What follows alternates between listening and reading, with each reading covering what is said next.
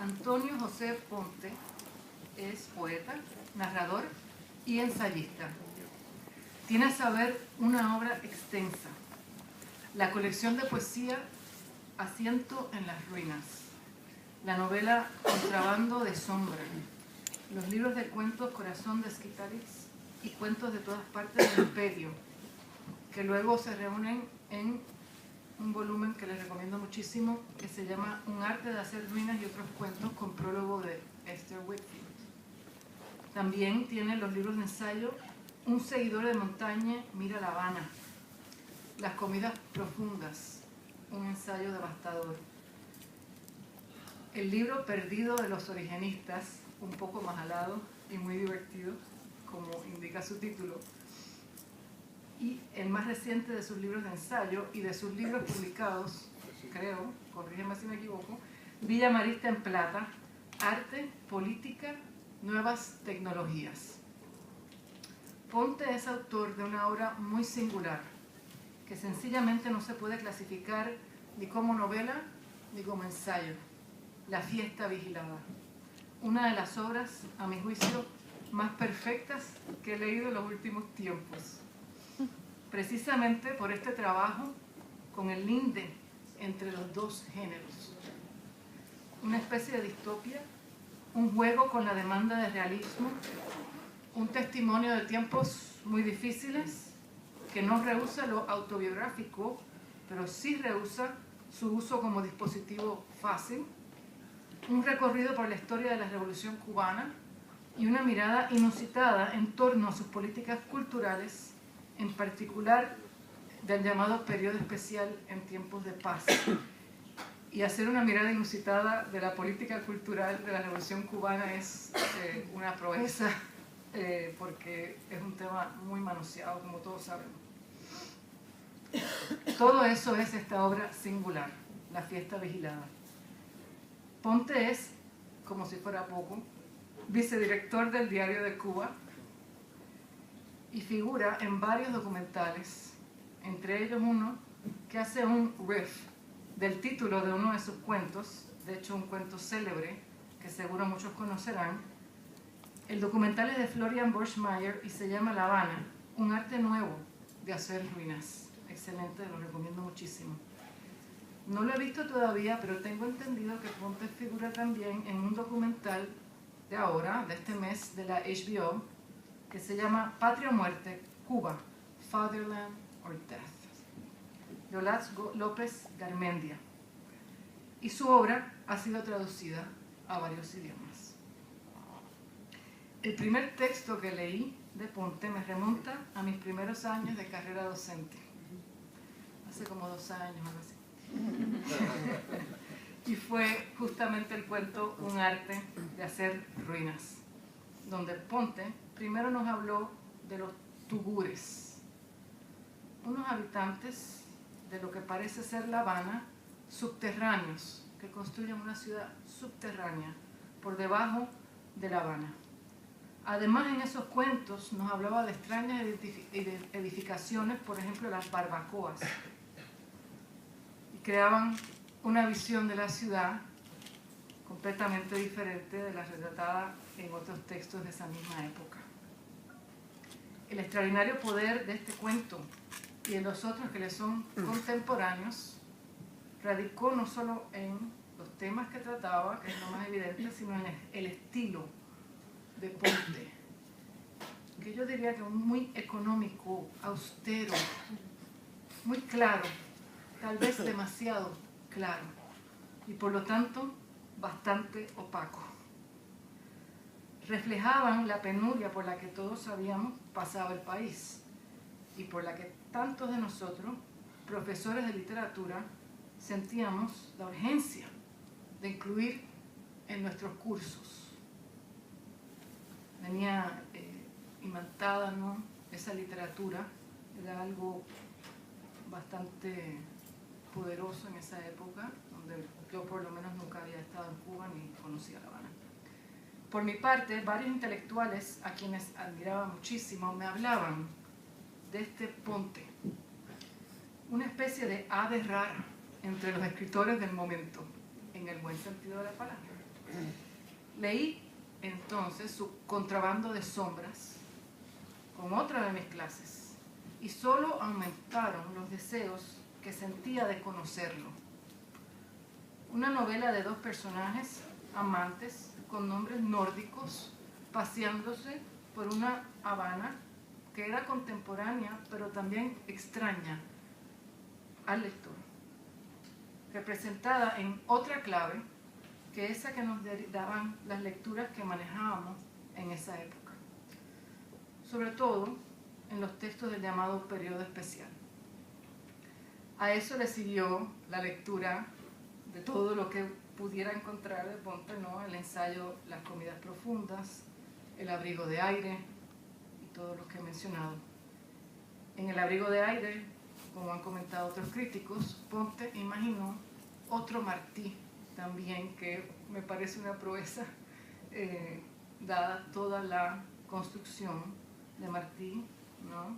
Heroico, y el de Ponte era un Martí atribulado e indeciso, y no por ello menos estimable. De la fiesta vigilada se conoce sobre todo su parte tercera, que es casi un tratado de urbanismo y que se menciona regularmente entre grandes teóricos de ruinas que Ponte discute en esa parte, por ejemplo, María Zambrano y Georg Simmel. La tesis de Ponte se resume en que las ruinas de La Habana no las creó el tiempo, sino el Estado, para inventar un teatro de la guerra, con el cual justificar su gobierno y, como dice Ponte, arruinar a los habitantes. Admiro esta parte tanto como todas las cuatro que componen el texto, pero les confieso que mi parte favorita es la segunda, y en particular el triángulo de cantantes cubanas que se recrea durante un concierto de la Orquesta Aragón en Nueva York en 1978. Celia Cruz, ya exiliada, visita a su antigua amiga en el camerino mientras se escucha en background la voz de Elena Burke con la Orquesta Aragón. En un momento determinado se interrumpe el pasado de este encuentro entre cantantes, cubanas obviamente, con un presente narrador que está escuchando la grabación de este concierto en La Habana en los audífonos. Entonces hay un juego para mí increíble entre una música que no se oye, realmente no se está escuchando, pero ese silencio, ¿no? Él lo dice casi todo. Tengo el gran honor de haber tomado prestado de Ponte el epígrafe para mi libro y quería aprovechar, agradecérselo en este momento y compartirlo. De verdad te lo agradezco more than you will ever know. Y dice el epígrafe: la música, lo supe entre una y otra tienda, era el perfume de un país, el recurso que quedaba a ese cuerpo emputrecido para hacerse presente de algún modo. Podía convertirse en anodina, adelgazar hasta no ser notada, coquetearía con su desgastamiento y, en determinado momento, se alzaría prístina, metería el punzonazo.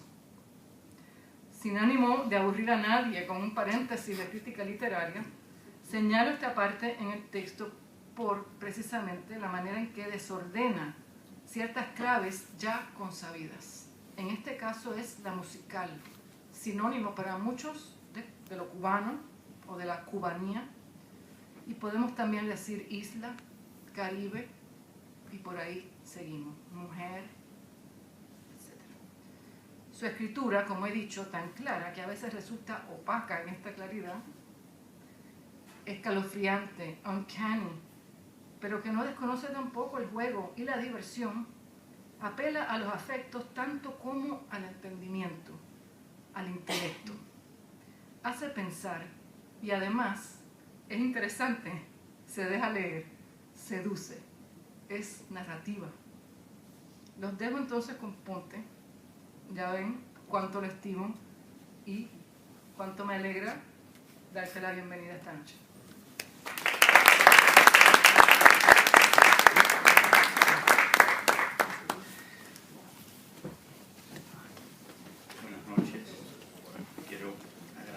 Estoy muy contento de estar en el Guayú, donde estuve hace 2 años. quiero agradecer a Rubén Ríos Ávila, al Departamento de Escritura Creativa, por esta invitación, a Alicia Ríos Mata por esas palabras, por la lectura de todos los libros de los que he hablado y por el cariño que me tiene y que yo le tengo, que le reciproco, y por haber pensado en mí para su libro, que estoy esperando como cosa buena y que en febrero es que estará listo. Yo pensé que iba a estar aquí en Nueva York para la presentación. La Tempestad, una biblioteca de prósperos. Una historia donde José Lezama Lima pregunta al poeta español Juan Ramón Jiménez cómo puede administrarse mágicamente la isla. Lezama Lima habla de Cuba, tiene 25 años, todavía no se ha graduado de abogado, solamente ha publicado un librito y tiene todavía por fundar la más importante de sus revistas literarias. Juan Ramón Jiménez llega como exiliado, huye de la Guerra Civil Española, va a dar una serie de conferencias en La Habana, invitado por Fernando Ortiz, antologará la poesía cubana del momento y tendrá uno o varios diálogos con el joven Lezama Lima que terminarán en este texto publicado, Coloquio con Juan Ramón Jiménez. Una historia donde, con unas pocas semanas de diferencia, el franco-argentino Paul Grusac y el nicaragüense Rubén Darío inauguran cada uno por su lado la lectura de La Tempestad de William Shakespeare en clave latinoamericana. Paul Grusac con un discurso pronunciado en Buenos Aires en mayo de 1898, Darío con su artículo El triunfo de Calibán en el diario bonaerense El Tiempo. Para ambos, el Calibán que triunfa es el imperialismo estadounidense y América Latina es Ariel. Ninguno de los dos parece tener en cuenta al amo, a Próspero. Una historia de la advertencia notarial que Juan Ramón Jiménez exige poner a la entrada de su diálogo con José Lezama Lima. Advertencia que dice, cito, en las opiniones que José Lezama Lima me obliga a escribir con su pletórica pluma, hay ideas y palabras que reconozco mía y otras que no, pero lo que no reconozco mío tiene una calidad que me obliga también a no abandonarlo como ajeno. Cierro la cita. En este punto comienza el reconocimiento de un rasgo inequívoco de la escritura de Lezama Lima, su indeterminación referencial en la que se hacen riesgosas las atribuciones de autoría y las citas pueden ser apócrifas o no muy exactas. Una historia donde Zenobia Camprubí, esposa de Juan Ramón Jiménez, que le hace también de secretaria, trabaja junto a él toda la mañana del 27 de julio de 1937 y anota luego en su diario, cito, este trabajo no es muy satisfactorio ya que todo lo que Juan Ramón hace es ponerlo en español. Hay tanto atribuido a Juan Ramón que él nunca dijo ni pensó decir, y tanto que realmente dijo y está incorporado a los comentarios de Lezama Lima que hubiera tomado más tiempo desenredar la madeja que escribirlo de nuevo.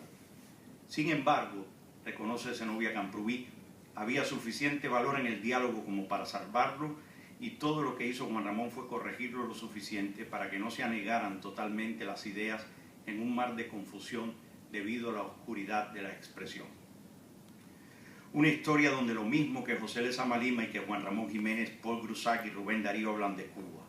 Grusac y Darío a propósito de la entrada del ejército estadounidense en la guerra cubana de independencia.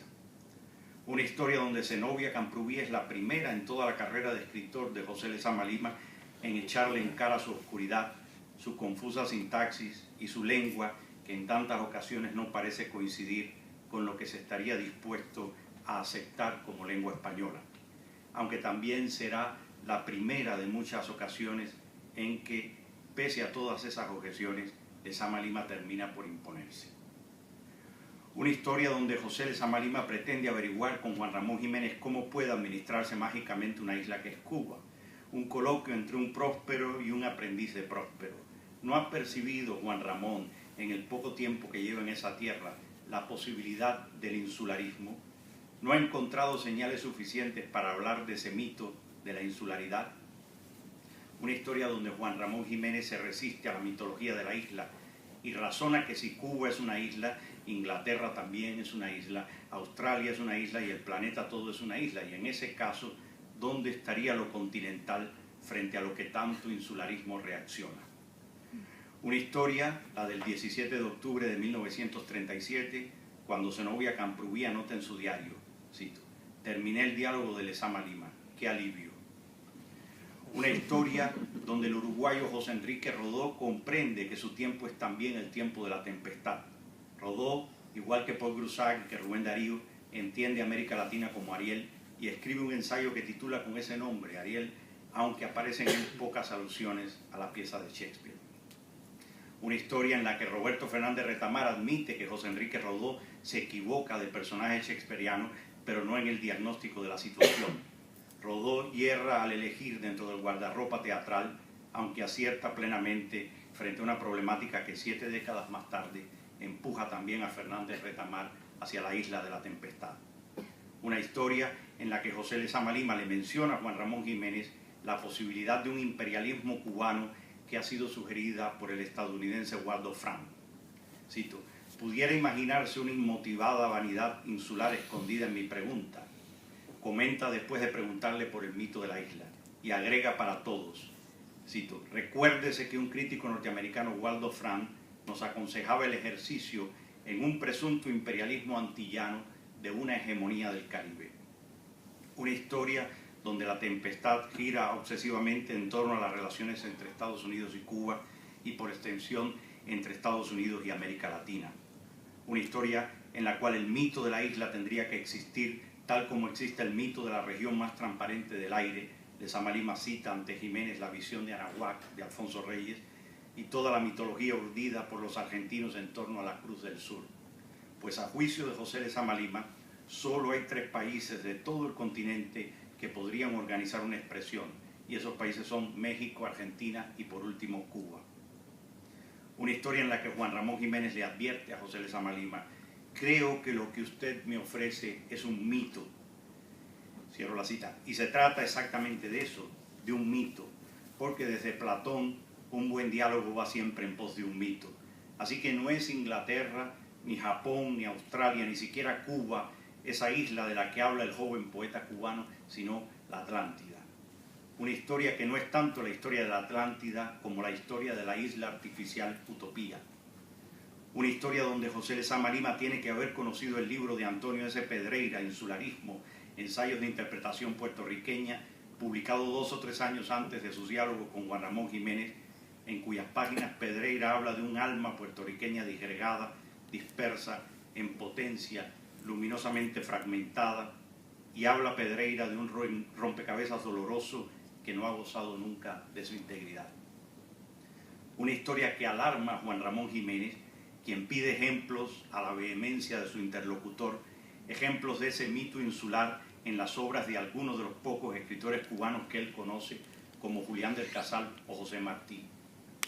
Una historia en la que José Lezama Lima evita las concreciones y procura no rebajarse a la cobardía de los ejemplos, tal como aconseja Fernando Pessoa, porque cuando él alude a un mito, es de un mito balbuciente del que habla, de un mito generacional que empezará con él y con los poetas de su grupo, nunca antes, nunca con escritores de un siglo anterior, Casal o Martí. En el fondo es de la falta de mito de lo que habla él, de ese rompecabezas doloroso que nunca antes ha gozado de su integridad. Así que cuando pregunta a Juan Ramón Jiménez, pregunta desde la falta de mito, desde un estadio anterior a la fundación del mito de la isla, desde un estadio prolongado. Una historia en que Juan Ramón Jiménez le contesta a José Lezama Lima. Su pregunta es más bien de fauna marina. Una historia en la que al tropezarse por primera vez con Calibán, Trínculo suelta: What have we here? A man or a fish? Dead or alive? Y se responde: a fish. He smelled like a fish.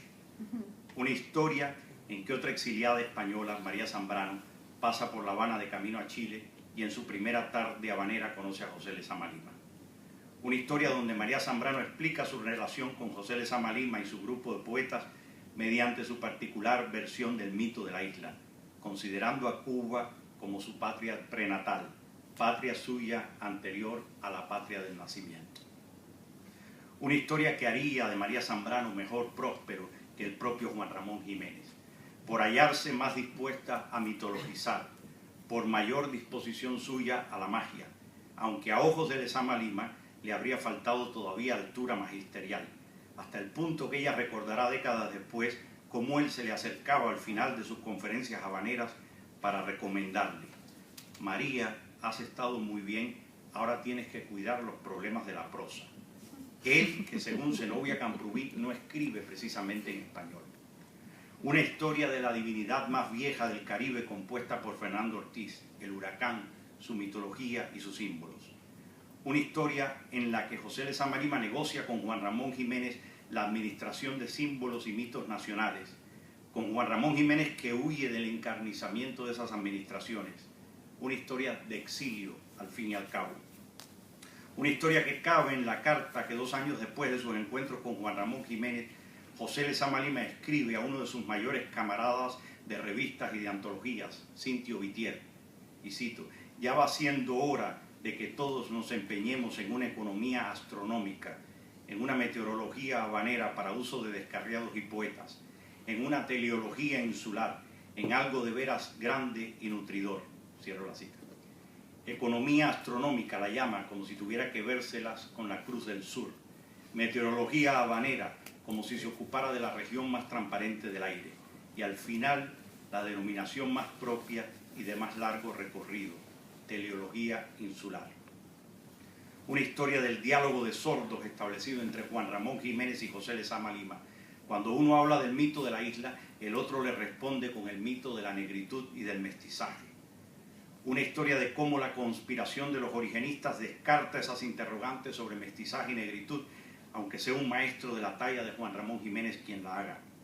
Una historia de la repulsión de un crítico como Cintio Vitier ante la negritud de Nicolás Guillén y la antillanización de la que da muestras Virgilio Piñera en su poema La isla en peso, hasta hacerle imposible a Vitier incluir esos ejemplos de Piñera o de Guillén en el discurso de la cubanidad de su serie de conferencias y luego libro Lo cubano en la poesía. Una historia del miedo a que esa esencia nacional que Cintio Vitier rastrea en las obras de poetas cubanos de 2 siglos pueda disolverse. Una historia del temor a que el cubano no sea el único imperialismo antillano posible, a que no sea Cuba quien ejerza la hegemonía sobre todo el Caribe. Una historia de la influencia de Mesecer sobre Virgilio Piñera como si se tratara de un contagio bárbaro, de las novelas haitianas de Alejo Carpentier que en verdad tratan de la revolución cubana pendiente o realizada. Una historia de este tan repetido verso inicial de Virgilio Piñera como definición de la insularidad, la maldita circunstancia del agua por todas partes. Una historia de la isla como cordón sanitario. Una historia del Caribe donde la bonanza de una isla está hecha de la debacle de la isla más próxima. Una historia en la que los vientos que van de isla en isla polinizan la destrucción. Una historia de cómo la gran bonanza azucarera que configura Cuba nace de la debacle azucarera de la Española. Una historia compuesta por 8 objetos arqueológicos indocubanos recopilados por Fernando Ortiz. De esos 8, 2 son falsificaciones. El resto repite esta figuración, una cabeza y 2 brazos alabiados que salen de ella. Rara imagen en un arte tan escaso de dinamismos, tal como reconoce Fernando Ortiz, y reconoce lo extraño de que no aparezcan ejemplos similares en las islas vecinas. Ortiz llega a considerarla como la más típica de las imágenes simbólicas cubanas, y sintetiza esas 6 imágenes hasta obtener un círculo y 2 líneas en forma de sigma, que es símbolo de lo que rota. Fernando Ortiz compara mitologías del viejo y del nuevo mundo y queda convencido de hallarse ante la imagen del dios huracán, Huracán o Hurracán. Una historia de Huracán, el dios de la tempestad. Una historia que aparece en O Piano Licario, la novela inconclusa de José Lezama Lima, escrita en sus años de censura y publicada póstumamente, acerca de la búsqueda de un sentido y la concentración de ese sentido en un libro para que luego venga el huracán y lo disperse y nunca más pueda gozarse de su integridad y no se sepa más de qué hablaba aquel libro. Una historia de libros perdidos. Una historia del extremo cuidado que ha de poner el mago al trazar ciertos símbolos y al tratar con la tempestad. Porque esas 6 imágenes arqueológicas en las que unos brazos rotan alrededor de un centro dibujan una media suástica. Y Fernando Ortiz escribe su tratado sobre el dios huracán durante la Segunda Guerra Mundial, antes de la derrota de la svástica nazi.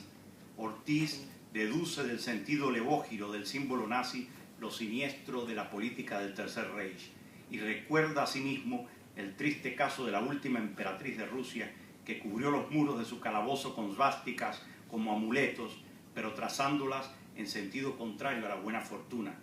Y cito, ¿fue que hubo fuerzas de una magia superior o quizás fue porque la emperatriz pintó las svásticas en forma sinistroversa? Reconoce Ortiz.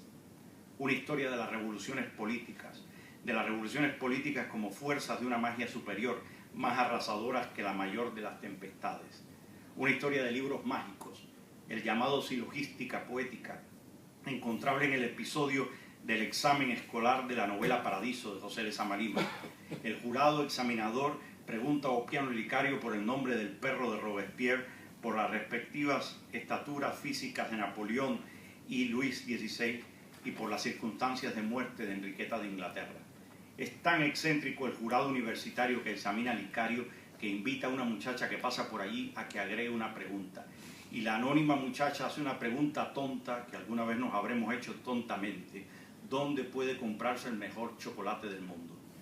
Oppiano Licario, que ha acertado en todas las preguntas históricas anteriores, no lo duda. París, calle Rivoli, número 17, primer piso. Para rematar, una priora dominica lo interroga acerca de la extensión de los labios del demonio. Licario también vence en esta prueba y declara el título del método que le permite responder a cualquier majadería de tribunal docente. Silogística poética se llama.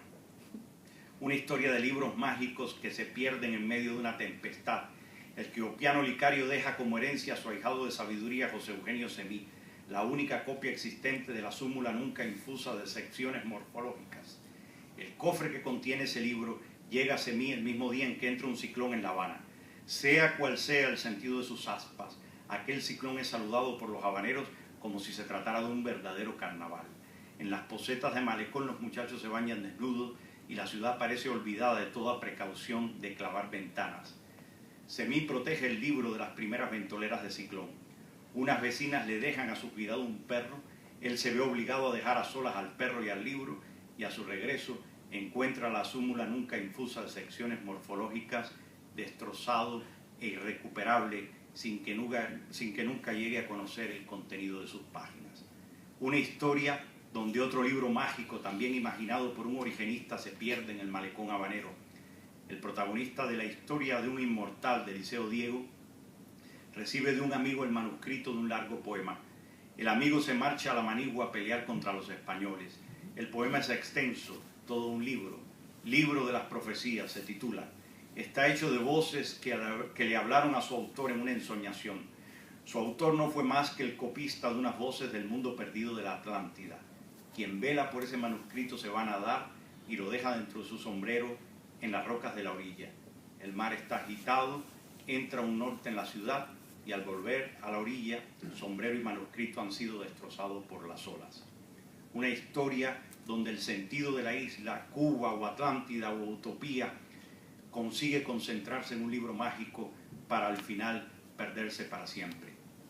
Una historia cuyos símbolos han de ser examinados muy cautelosamente desde que Fernando Ortiz descubre que el signo del dios huracán, una media svástica, es tan levógiro como la svástica completa nazi o aquellas que para su perdición la última zarina de las Rusias trazara antes de ser ejecutada. Una historia de imperios, el estadounidense, el fallido imperio cubano, pero también el imperio soviético.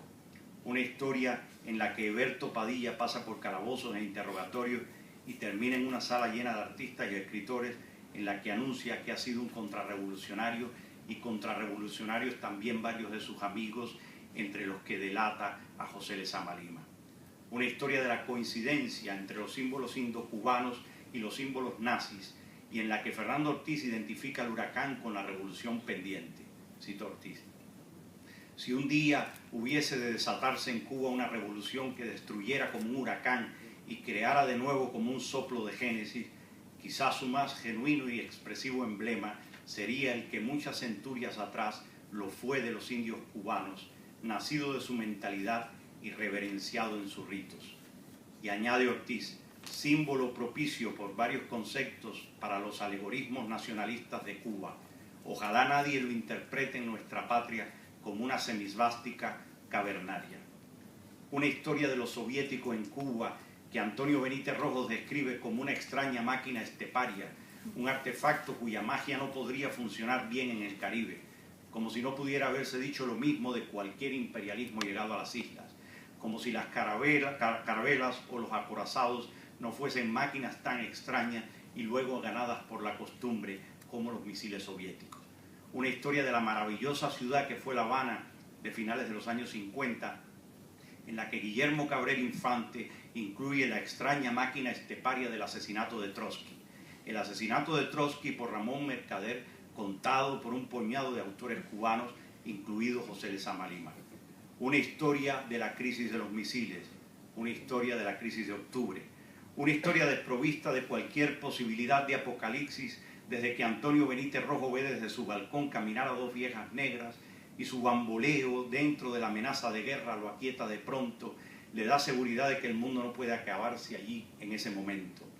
Una historia donde un puñado de escritores y artistas estadounidenses y europeos escriben, primero uno y luego una y luego otra, una carta pública a Fidel Castro que intercede por el poeta Beberto Padilla. Primero una carta y luego otra, pidiéndole a Fidel Castro que no se comporte como Joseph Stalin, intercediendo no tanto por Padilla como por la revolución. Una historia en la que Roberto Fernández Retamar echa mano al reparto de La Tempestad para responder a esas dos cartas públicas, para dejar establecido cómo ha de ser la relación del escritor y del artista, por extranjero que sea, con el régimen revolucionario cubano. Roberto Fernández Retamar, director de la revista Casa de las Américas, muestra a esos discos, los escritores y artistas, con qué respeto y deferencia han de dirigirse a Fidel Castro siempre que le escriban. Una historia que transita de Ariel a Calibán y que, igual que en época de Paul Broussard y de Rubén Darío, atañe principalmente a Cuba, porque lo que ocurra en Cuba va a ser decisivo para todo el continente, porque no podrán producirse en América Latina más revoluciones que aquellas que sigan el modelo iniciado por Fidel Castro.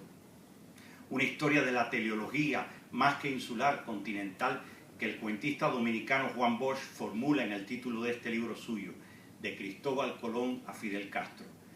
Una historia de la isla, contraria a la de Cintio Vitier y José Lezama Lima y otros compiladores origenistas, donde la isla se repite, tal como la comprende Antonio Benítez Rojo. Una historia de esclavitud, una historia de cimarronaje, una historia de las bibliotecas mágicas de Próspero, pero también una historia de las bibliotecas mágicas del esclavo Calibán. Todo lo compilado por Lidia Cabrera en El Monte, todo lo compilado por Lidia Cabrera en sus edicioncitas autopagadas del exilio. Una historia del exilio como cimarronaje. Una historia en la que los avances del ejército estadounidense en la guerra de Cuba consiguen que Rubén Darío termine defendiendo el viejo imperialismo español. Una historia en la que el Calibán de Roberto Fernández Retamar obra a favor del imperialismo soviético e integra la parafernalia sovietizante en torno al juicio político de un poeta y habla en nombre de la extraña máquina esteparia.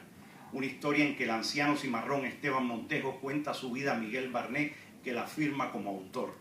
Una historia de otro libro mágico perdido, el que los funcionarios judiciales llamaron libro de pinturas, del criollo negro y libre José Antonio Aponte, carpintero, ebanista y tallador, capitán de compañía del batallón de Partos y Morenos, director del Cabildo Changote Dun y cabecilla de conspiración. 72 páginas llenas de imágenes en las que aparecen personajes reales y mitológicos, ciudades, edificios de Europa y África, mitos grecolatinos y episodios bíblicos. Un plano detallado de La Habana y sus fortalezas y entradas y salidas, más los retratos de los líderes haitianos Toussaint Louverture, Jean-Jacques Dessalines y Henri Christophe, que Aponte tiene la precaución de quemar al sentirse en peligro de detención. De este libro quedan solo noticias en los legajos del juicio. Una historia de cómo un libro de Calibán procura siempre convertir a su dueño en próspero. Una historia de la cabeza de José Antonio Aponte dentro de una jaula de hierro, dentro de una jaula de hierro expuesta a la entrada de la calzada de San Luis de Gonzaga, donde ahora se cruzan Velascoaín y Carlos III. Una historia de la novela que Alejo Carpentier habría podido hacer a partir de esa cabeza. Una historia en la que luego de tratar como cipayos a Domingo Faustino Sarmiento, Jorge Luis Borges, Emil Rodríguez Monegal y Carlos Fuentes, Roberto Fernández Retamar compila un catálogo de calibanes, una larga enumeración de figuras históricas latinoamericanas en la que no aparece José Antonio Aponte. Una historia del palinsexto, que es Calibán, de Roberto Fernández Retamar, un ensayo continuamente en revisión por su autor.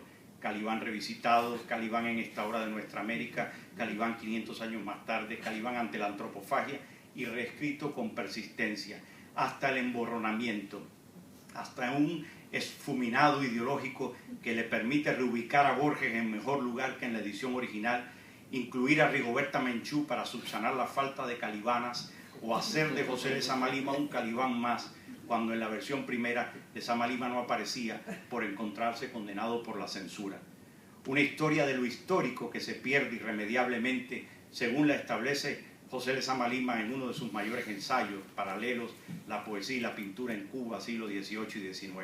Allí están, o no están, un anillo hecho por Darío Romano, el primer platero de la isla, los crucifijos tallados por Manuel de Socorro Rodríguez, así como un cuadro suyo de la Santísima Trinidad, las recetas en versos del doctor Surí, las frutas pintadas por el poeta Rubalcaba, las pláticas sabatinas de Luz y Caballero, las cenizas mortuorias de Heredia, las piezas de artesanía en Carey de Plácido, los sermones de Tristán de Jesús Medina, las pinturas de aprendizaje de Julián del Casal y la mayoría de los cuadros de Juana Borrero.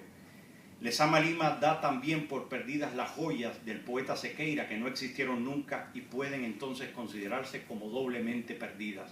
José Lezama Lima se lamenta, y cito: todo lo hemos perdido, desconocemos qué es lo esencial cubano. Cierro la cita.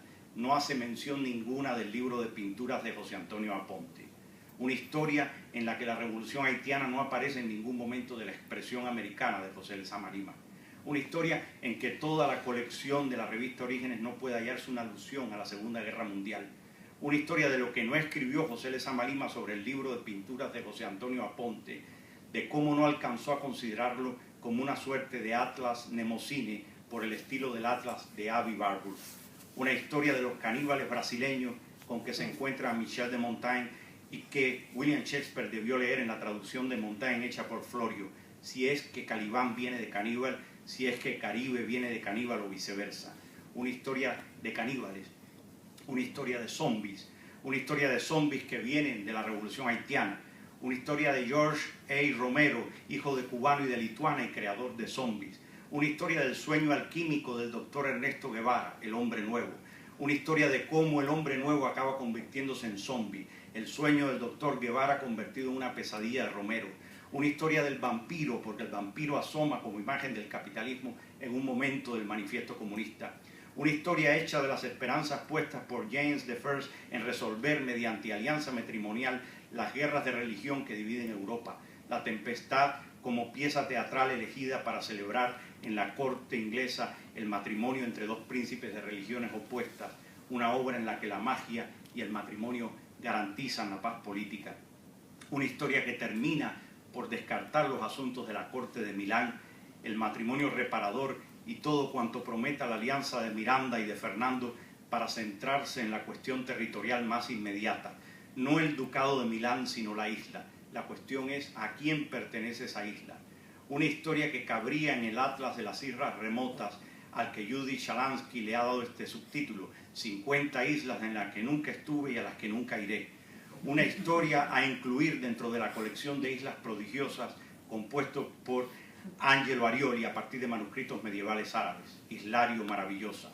Una historia del fin de la isla tal como aparece en El color del verano, la novela póstuma de Reinaldo Arenas, donde a escondidas de la policía política los habitantes de la isla bucean para socavar, arrancando un puñado de tierra a cada zambullida, la conexión con la plataforma continental hasta romper el cordón umbilical que une la isla al lecho oceánico y dejarla suelta a la deriva como una gran balsa.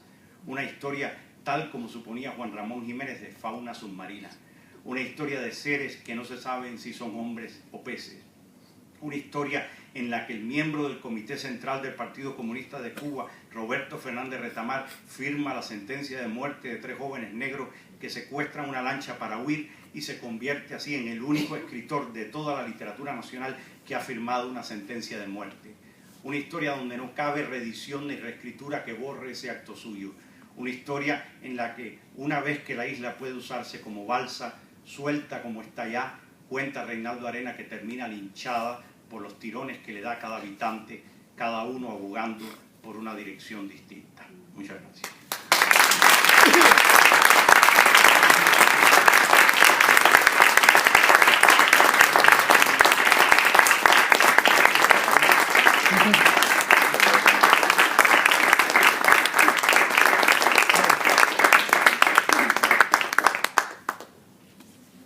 Ahora nos echamos como si fuera en televisión. Yo te voy a sentar aquí. Nadia. Así solito, para que el público converse libremente contigo. Entonces, vamos a ver quién quiere empezar.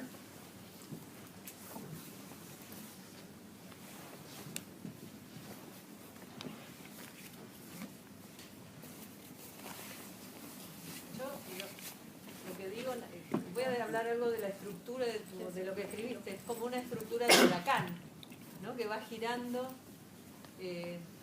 Eso me interesó muchísimo, ¿no? Como esa estructura así, que va avanzando, que uno se pierde, que uno vuelve, que va, que viene, ¿no?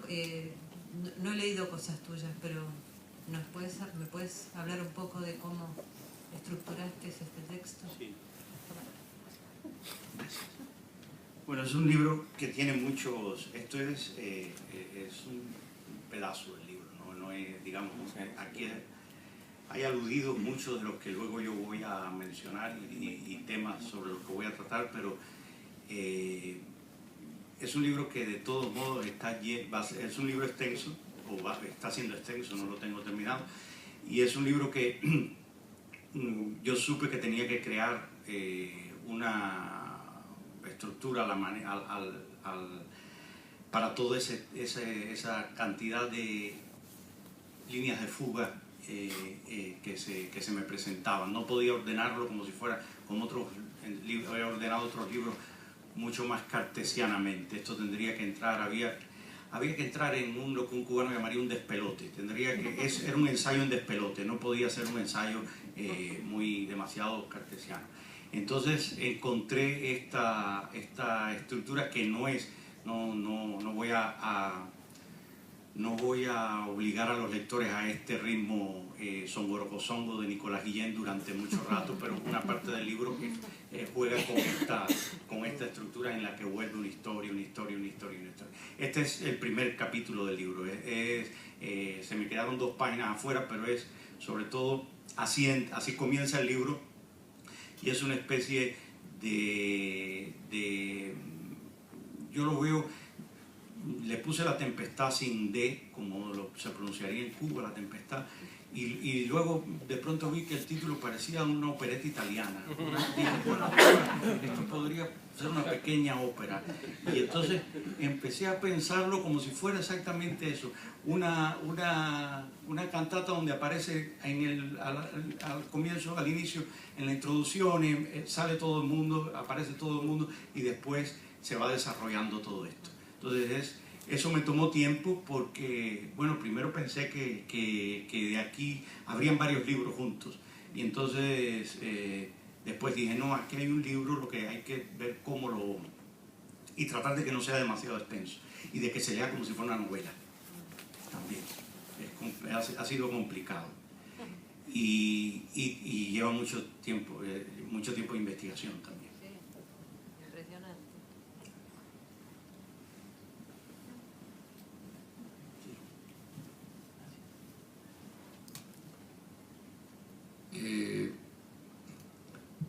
Licia te presentó esta noche como uno de los ensayistas más preclaros y cartesianos, y resulta que terminas leyendo uno de los textos más barrocos que te he escuchado y de cierta manera lesamiano, me gustaría pensar, no porque acude a las estrategias retóricas de Lezama, sino porque a su manera, con esa anáfora tan exorbitada, invoca una proliferación parecida a las que uno se encuentra en los textos lezamianos, y me pusiste a pensar mucho en un diálogo posible entre Pedreira y Lezama, ¿no? Que en ese momento tan contemporáneo habla cada uno a su modo de la insularidad, y el texto de Pedreira ha sido tan lapidario para los puertorriqueños, tan fundacional, y no lo digo de una manera ni positiva ni negativa, sino casi como una fatalidad para el resto de la literatura puertorriqueña. Y quizás a lo que me refiero más específicamente es a esa idea de la insularidad como una condición en un sentido casi patológico, ¿no? Es decir, que la insularidad es lo que nos tocó y de lo que tendríamos que liberarnos si queremos ser gente, ¿no? Y ese tono admonitorio con el que Pedreira quiere, casi como un próspero en el sentido de Rodó, educar o reeducar desde la generación del 30 a los puertorriqueños y a la institución cultural en Puerto Rico. El contraste yo lo encuentro tan espectacular con Lezama, quien por otro lado, siendo un muchachote de 20 y tantos años, encontrándose con uno de los intelectuales más famosos de España, se atreva a incorporar la escritura de Juan Ramón Jiménez en la suya, sin importarle cuánto se aparezca o desaparezca la escritura juanramoniana. A mí me parece que son dos gestos de una distancia tan apabullante, a pesar de que se supone que sean de la misma, del mismo pájaro las dos alas, Puerto Rico y Cuba. Yo encuentro que ya desde ese momento los caminos que se vislumbran son aparatosamente divergentes. Y nada, que quería ver cómo tú sientes ese otro diálogo potenciado entre Pedreira y Lezama. Bueno, primero la pregunta si Lezama leyó a Pedreira. Yo creo que sí. Por relaciones, me parece que lo debió haber leído. Si no lo leyó en el momento en que estaba hablando con Ramón, lo tuvo que haber leído después.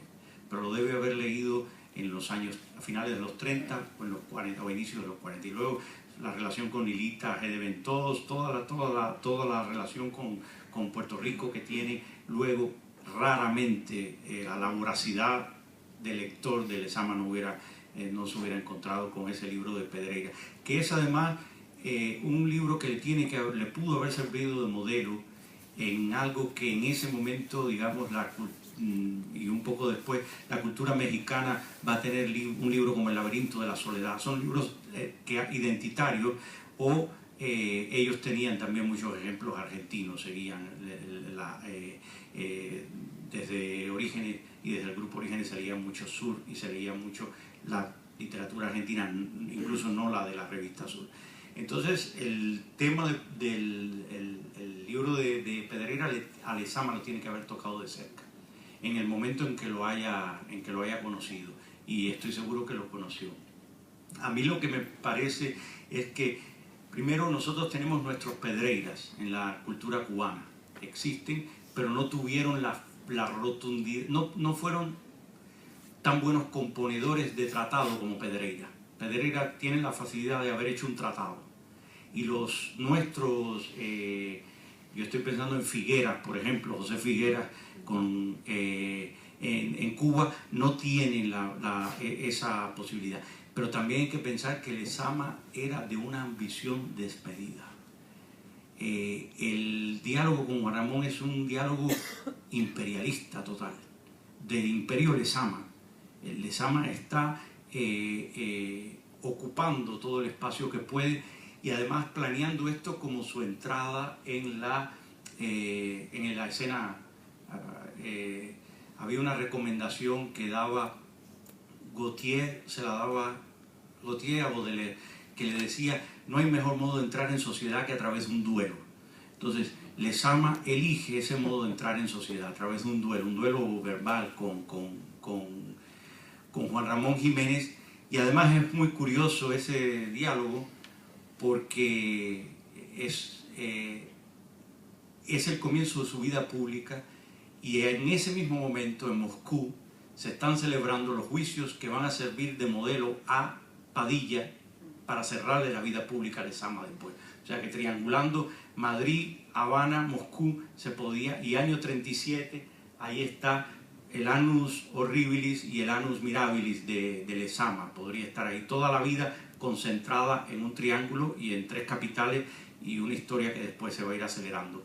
Lo que pasa es que Lezama no está interesado, tiene un interés que es distinto al de Pedreira. Lezama está interesado en meter el cuerpo, como se diría. Lezama está interesado en ser un protagonista, en ser cabecilla, en ser un líder de conspiración, que Pedreira no lo tiene. Pedreira tiene una melancolía muy grande. El libro es uno de los grandes libros melancólicos latinoamericanos, y de un libro de alguien que ha tenido, de la tristeza que dan los estudios, es lo que uno puede percibir. Y en Lezama hay un optimismo rampante, un optimismo de león británico comiéndose al mundo, ¿no? Entonces, en ese sentido, el diálogo era parte de distintas instancias, del tipo de escritor que quería ser Lezama y que estaba tratando de... Yo a veces he llegado a pensar, nunca lo voy a escribir y espero que ustedes lo oigan y lo olviden, que Cintio Vitier habría dicho que este es el ataque al cuartel Moncada de Lezama, lo que hace con Juan Ramón Jiménez. Es un modo de dar un cuartelazo y de entrar en grande. Porque con Muerte de Narciso, que es su libro anterior, no había pasado mucho. Había sido saludado por mucha gente, pero había sido también despreciado por mucha gente, por Jorge Mayans, por ejemplo, que es otro personaje que no está mencionado aquí, pero que aparece en el libro y que va a escribir la teoría de la frontera y en el exilio en Puerto Rico. O sea, que tiene toda... Hay una relación. Sí, que es que oyéndote, ¿no te parece que de cierto modo también el Juan Ramón que Lezama lee es el exiliado de la guerra civil, ¿no? Es decir, que toda la tónica de la guerra civil y lo que significa como una especie de ocaso para Europa y para España, yo creo que está muy presente en Lezama, y Lezama se piensa como habitante de un lugar más soleado. De esa misma época es su ensayo El secreto de Garcilaso, sí, ¿no? Sí. Es un ensayo muy interesante porque es como si él pudiera encontrar el secreto de un Garcilaso que los españoles no han averiguado todavía, y de las muchas maneras que se puede leer el ensayo. Una de ellas es que el secreto de Garcilaso es Góngora, ¿no? Y que Lezama es el heredero de ese secreto de Garcilaso. Es decir, que ya hay una especie de Góngora incipiente, sí, en Garcilaso, al que Lezama le echa mano, y es como si él se apoderara de una especie de lengua imperial, podría decirse, sí, usando tu imagen, y le arrebatara el manto a un imperio que sería una España derrotada, una España muy apabullada. Hay una idea de corrimiento de meridiano cultural, de que de algún modo América va a heredar la confluencia de Cuba con Argentina y México no es casual en Lezama.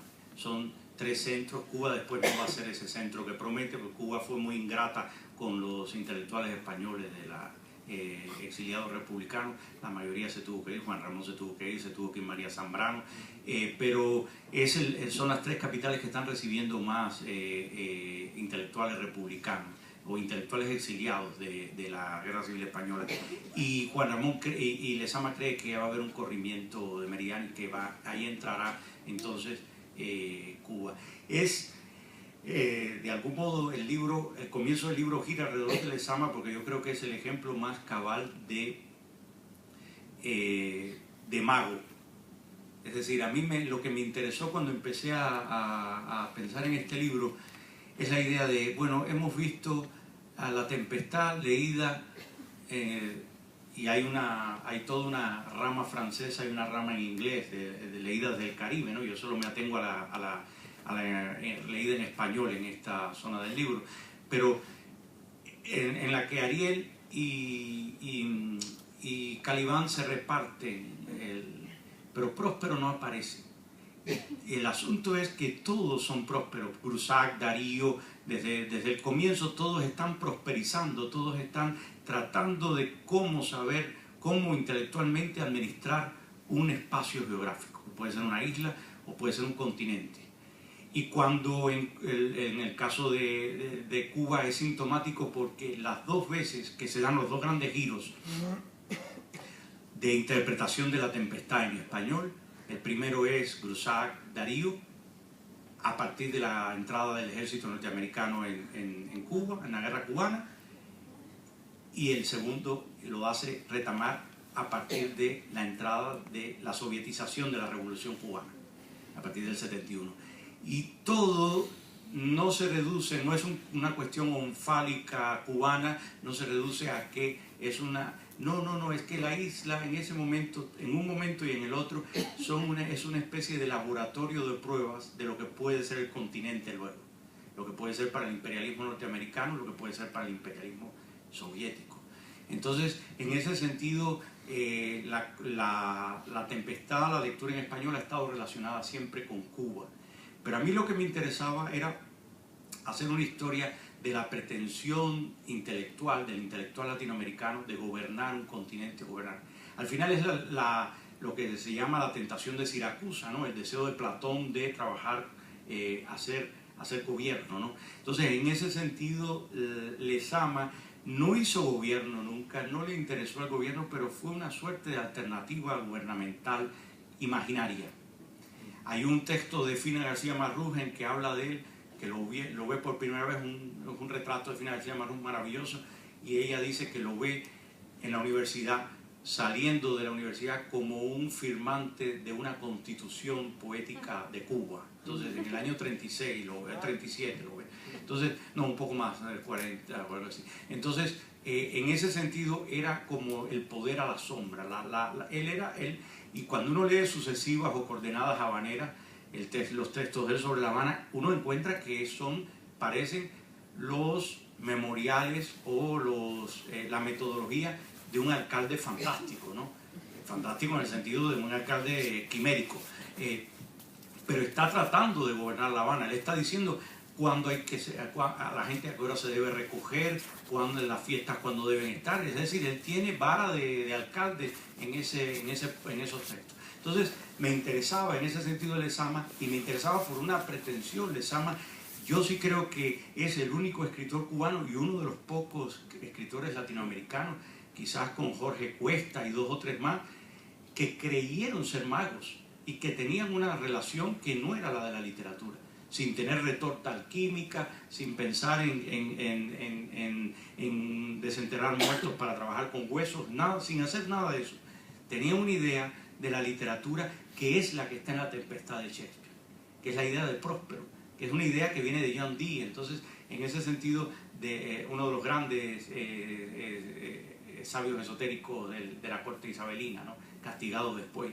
Todo esto el libro gira, además, se va abriendo, porque el matrimonio de la princesa Elizabeth con el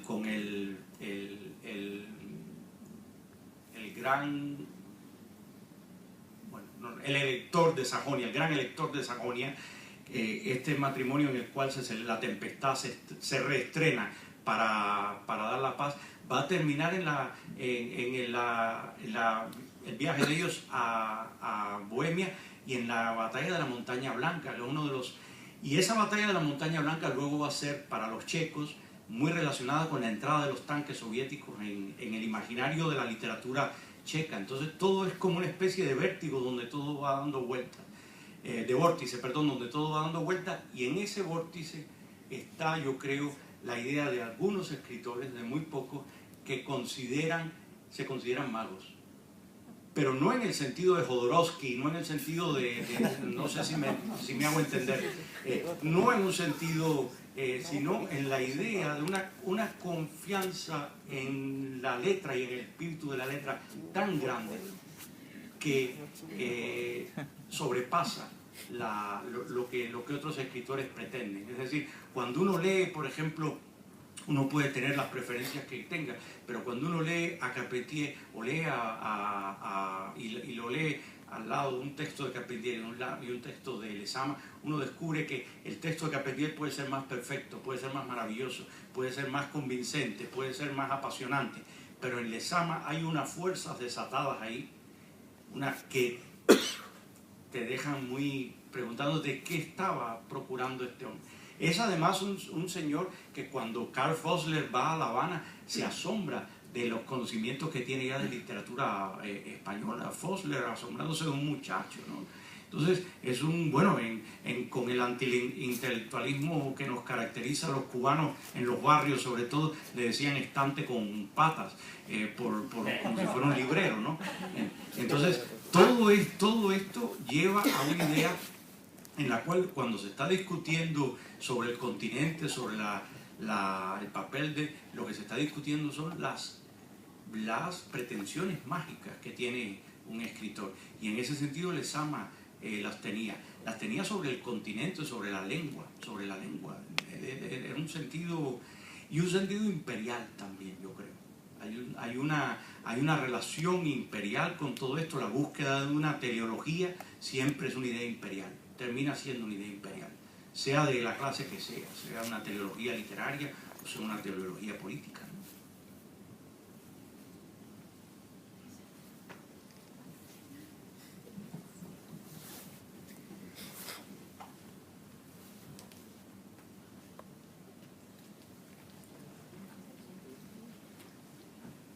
Bueno, no, lo mío. Es breve, muy breve.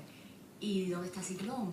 ¿No lo incluyes? O sea, porque yo estuve esperando en todos estos huracanes que pasaron. Está Ciclón, voy a hablar por acá para que no tengas que estar. Está Ciclón, por supuesto, y que es de las cosas que no aparecen en el... Dije que me quedaban como 2 páginas. Está Ciclón, está Mañás con Teoría de la Frontera, está Mariano Rodríguez dibujando el eolo de Ciclón, todos los nombres que estuvieron, hay una serie de nombres que se estuvo pensando para cuando aparece Ciclón. Y digamos que la batida contra Orígenes venga con ese nombre es sintomático totalmente. La idea de... Yo creo que es una idea también, hay una larga historia, han salido ahora muchísimos libros, hay uno de Luis Pérez que lleva tiempo ya, pero hay varios estudios sobre los ciclones y el Caribe. La idea de... Es el único momento en que parece que hay estaciones en esa zona, ¿no? Entonces es sumamente... Y es el único momento verdaderamente oceánico en que un mar en plato puede cobrar calidad novelable de pronto. Entonces el ciclón, el huracán, está metido en la cultura cubana desde, como Ortiz la rastrea. Hay un capítulo espectacular de Ortiz sobre la danza del huracán. Es un libro que yo le recomiendo. Es un libro un poco... Tiene esa parte positivista de Ortiz que es un poco pesada, donde él está rastreándolo todo, pero es un libro con una gracia también. Ese capítulo está escrito muy maravillosamente. Y claro, Ciclón como patada de elefante, como dicen ellos en el editorial contra Orígenes, es uno de los puntos. El otro punto es que no está de los grandes puntos, es el de Mañás, la idea de la frontera, escrita cuando se va de la isla, que su último libro incompleto se llama Teoría de la Frontera. Entonces es también un modo de cuando ya uno no puede gobernar sobre una isla o apropiarse de una isla, te quedan manías aduaneras siempre, aunque no puedas, si ya no puedes ser un ejército de ocupación, te queda ser un aduanero. Es el caso de Mañás también. Entonces es una de las grandes obsesiones, y como soterrado detrás de todo esto, y a veces no tan soterrado y uno lo descubre en Mañás o lo descubre en Ortiz, está la sensación de la revolución. La cultura cubana está esperando una revolución desde el inicio del siglo XX. La está esperando fallida, pero salvo los origenistas. Los origenistas son los más contrarrevolucionarios de todos los escritores cubanos, si así puede decirse, o arrevolucionarios, por decirlo mejor. Son los que no estarían esperando eso. Pero todos los demás escritores están esperando algo que vire la isla boca a isla, y que suceda algo, ¿no? Y entonces ahí están los cicloneros, ahí está Virgilio Piñera, de quien hablo acá, pero están todos los demás, los jóvenes escritores alrededor de Piñera, ¿no? está Sarduy, que sale de ahí también. También trabaja. Sí, sí, sí. Y ahí mismo me quedé pensando también, y no sé si lo incluye, o otro gran mito que él mismo construye, la pobreza irradiante. Hay algo por ahí, no sé si lo incluye. No, no. de Cintio no, de la pobreza irradiante Lezama Cintio, que son los dos, las dos hermanitas franciscanas. Esto, no. Como un mito, ¿hasta qué punto falso? Y toda la... Yo creo que es un mito pequeño burgués de Lezama, en el peor sentido marxista, esto de pequeño burgués. Es uno de los mitos con que es un mito de aquietamiento social para Lezama.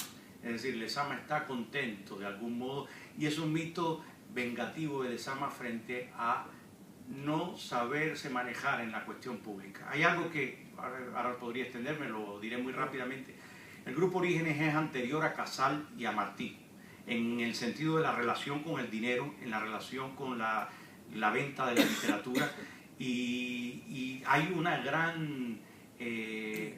uno lo ve con las relaciones con el periodista, la relación con Gastón Vaquero, la relación de Virgilio Piñera o de Lezama con Gastón Vaquero, porque ha triunfado en el periodismo. Es verdad que el periodismo cubano podía ser un periodismo bastante deleznable en algunos puntos, pero también hay que pensar que Martí hizo toda su obra en periódicos, no tan malos como los cubanos de los republicanos muchas veces, en La Nación de Buenos Aires y todo, y que también Casal hizo su obra. Entonces, en ese sentido, Orígenes es un retroceso. Y la reacción de Lezama es la reacción de enorgullecerse de ese retroceso. Y ahí está la pobreza irradiante, entonces. Ni Martí ni Casal hubieran escrito La pobreza irradiante, hubieran estado interesados en cómo hacer dinero a partir de su escritura, que es algo que es. Entonces, en ese sentido, los origenistas son medievalistas, siguen de cerca en algún punto las lecciones chestertonianas, no las de vida de Chesterton, sino las que recomendaba Chesterton como política, ¿no? Entonces, en ese sentido, la pobreza irradiante es, digamos, no estaría dentro de lo que me interesa en este libro, porque es algo, no es expansivo. A mí me interesa en este libro todo lo expansivo, lo que hace las ambiciones desatadas de los escritores. Y esto más bien es recogimiento. Yo pensándolo como un travestismo en Próspero y Calibán, ¿no? Sí, sí. Haciéndose los Prósperos, sí, haciéndose los Calibán. Sí, hay mucho miedo también de los origenistas, como yo hablo, al negro violador de la plantación. Es decir, hay un miedo de señorita blanca en este punto, salvo Virgilio Piñera, ¿no? Salvo Virgilio Piñera. Bueno, no lo digo por quienes se ríen, bueno, sí, también por lo personal, ¿no? Pero más allá de lo erótico de Virgilio, ¿no? Es el único que tiene cierto, incluso Gastón Vaquero como mulato. Hay mucha también represión. En esto Lorenzo García Vega se extendió en los años de origen sobre la mulatería de Lezama también, y los complejos raciales dentro de este grupo. Pero y uno descubre, hay una historia de la literatura y del pensamiento latinoamericano en Lezama y en Orígenes, de los cuales está exento la revolución haitiana, y está exenta mucha. Es decir, lo que les llama la atención a ellos, a Lezama, en la expresión americana de la cultura negra, son más bien las apropiaciones españolas de cómo los clásicos de los siglos de oro hacen sus juguetes cómicos a partir de la lengua vozal y de imitar el modo de pronunciar de la población negra. Preguntando de lo que está en el libro, ¿hay algún diálogo de la marginalidad del llamado país de la ciguaraya de Lorenzo García Vega, o no lo tocas? Lorenzo aparece en el libro, y además, bueno, Lorenzo está como todavía en preparación, porque han aparecido libros nuevos de Lorenzo. Ahora que le acaba de salir Confesiones de un Bad Boy, hay libros que yo no conozco de Lorenzo García Vega en los cuales aparecen. pero aparece porque es para mí el cartógrafo imaginario de Orígenes. Es decir, cuando ya Lezama termina diciendo al inicio de la Revolución que la Revolución es la última de las eras imaginarias, en uno de sus textos de los 60 hay un Lezama simpatizante de la Revolución al inicio, al menos por los textos, en persona hay muchas versiones contradictorias. Lorenzo retoma eso y dice que no, que la última era imaginaria es Playa Albina y es el exilio. Y entonces le agrega al repertorio que ha abierto Lezama de posibilidades geográficas y posibilidades históricas, le agrega una más. Y es el único escritor de todos ellos que habla de Cuba como la Atlántida. Porque además cuando hablaba por teléfono, yo fui amigo de Lorenzo, nos vimos nos vimos varias veces muy intensamente, él hablaba cuando había hablado con Enrique Saín, había llamado alguna vez a La Habana, te decía, ayer o hace 2 semanas hablé con la Atlántida. Y entonces tú sabías ya de quién que había hablado con La Habana, que había pedido una llamada y había hablado con La Habana. Entonces Lorenzo tiene esa capacidad, que es una capacidad que lo hace más joven que todos estos escritores, es decir, lo aparta del grupo originista y lo tendría que poner en el cronológico, si hubiera una cronología de los desarrollos literarios, estaría cerca de Arenas o cerca de Sarduy, en ese sentido de la subversión de los espacios y la subversión de las historias, ¿no? Y en ese sentido es alguien que viene después de Lezama para abrir un espacio geográfico que los otros origenistas, incluso los exiliados, no se habían ocupado de eso, ¿no?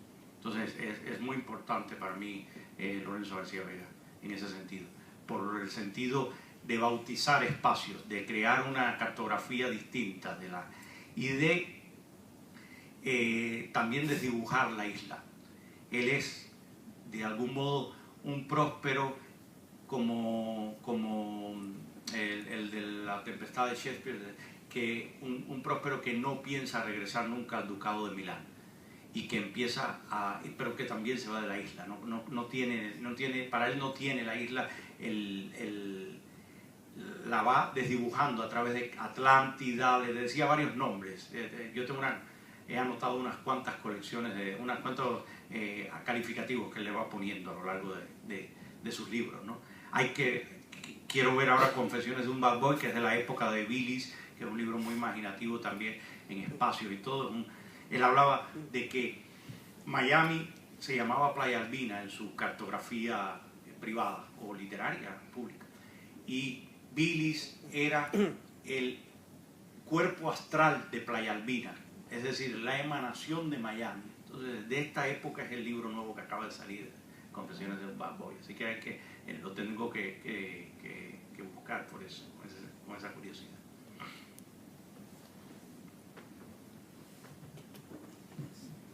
Ponte, podría pensarse el libro en una dicotomía una relación entre política y literatura.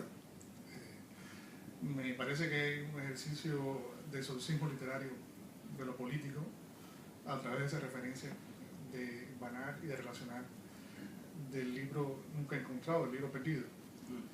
Podría, partiendo del hecho del mito de Próspero y Shakespeare como el libro canónico, no literatura extranjera, podría de alguna manera reivindicar de la historia como el final o la imagen como posibilidad, la que hablaba Lezama, de encuentro de ese nacionalismo. Sería la manera, de alguna manera, de purificar el sentido de la nación a través de la literatura, o podría otra vez a pensarse de ello.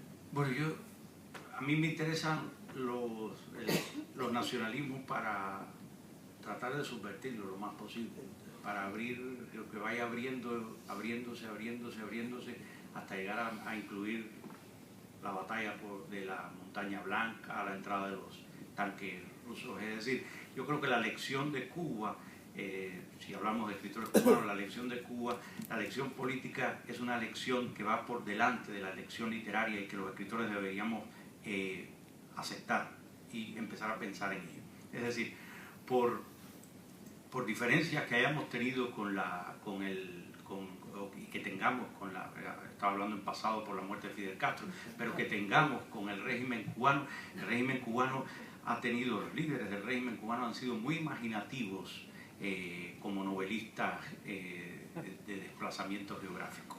Y yo creo que la cultura cubana tendría que tomar lección de eso y empezar a utilizarla. Es decir, ya es imposible pensar una literatura policial, una literatura de espionaje en la cual nos quedemos circunscritos todavía a la isla, cuando el espionaje y lo policial cubano ha recorrido toda América Latina, se ha metido en todas partes. Es decir, es uno de los servicios secretos más imponentes del mundo, y los escritores deberíamos, como en la literatura británica y en otras literaturas, ser primos hermanos de los espías. Si los espías han llegado a tan lejos, nosotros tenemos que llegar también tan lejos así. Es decir, la historia cubana y la historia del nacionalismo cubano ya no se puede hacer circunscrito a lo que y a lo que aflora y a las fronteras, que hay que sobrepasarlo. Yo no creo que sea una dicotomía, yo creo que está intrincado, es decir, estamos hablando de política en todo.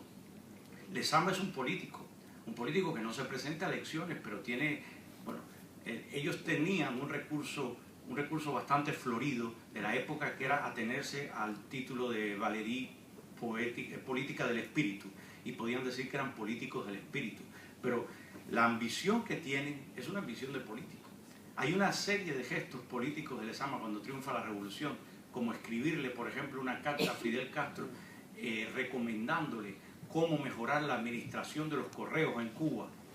Eso es un dato poco conocido, y uno dice, ¿cómo este señor pueda hacer? Eso es un gesto virreinal. Es un gesto que viene, es Sigüenza y Góngora escribiéndole al virrey de México de cómo mejorar los caballos y las postas. Entonces, ese tipo de intención en Lezama y en otro tipo de escritores. Cintio Vitiera es un político extremo, Alejo Carpentier es un político extremo, practicante además, porque Alejo Carpentier fue diputado, aunque bueno, en esas diputaciones no se hace nada más que aparentar. Pero, es decir, no se puede hacer una historia de la política por un lado y de la cultura por el otro.